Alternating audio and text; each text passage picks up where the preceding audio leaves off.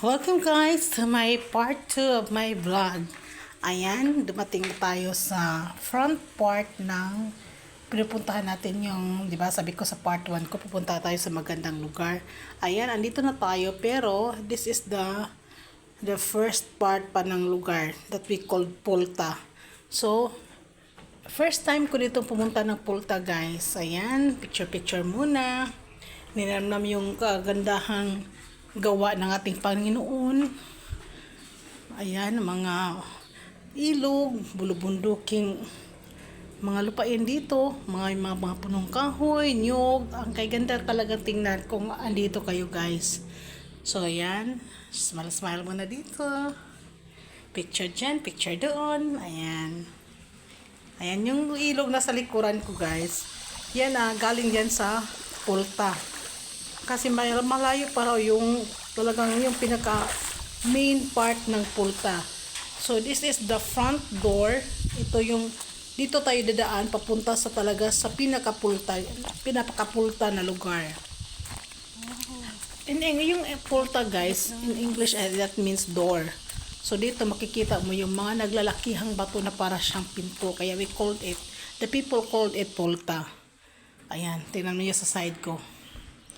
Napakalaking boulders of rocks. Yan. Grabe guys. Ang ganda talaga. Namamangha ako. First time kong nakapunta dito. Ayan. Ninanamnam ko yung kagandahan talaga ng gawa ng ating Panginoon.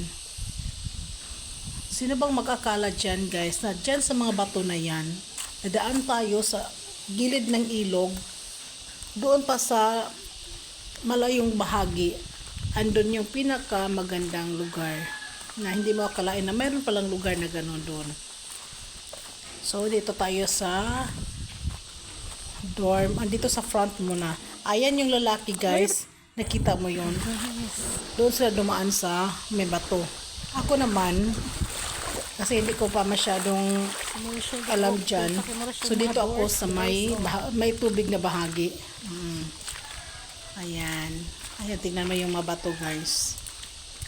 Napakalaking mabato. Para siyang door guys na dapat dadaan ka dyan. At para magki-careful ka. Kaya baka anong kayang nandyan sa likod na yan, bato na yan. So para siyang door. Para siyang pinto guys. So dati, ito, daanan to ng mga sundalo dati.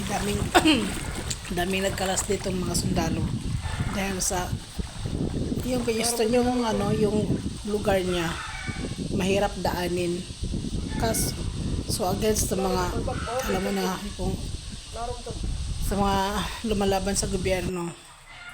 So ayan guys, so tingnan mo ang linaw ng tubig, mga naglalakihang bato. Sino bang hindi gustong pupunta dito? At isa na ako dyan guys. So, alam nyo, I'm be 54 years old this year. Pero, ngayon lang ako nakatungtong dito. Ngayon na ako nakakita dito, nakapunta sa Pulta. Ayan, tingnan nyo yan guys. Parang nilokdo ko yung malaking boulders of rock. So, talagang, ang ganda-ganda talaga guys. So, dahil sa gandang yan, ayan, picture dito, picture ako dun guys. Ganda talaga, no? Huwag mo lang imayin yung face ko at saka yung ako. Tingnan lang natin yung paligid, guys. Okay.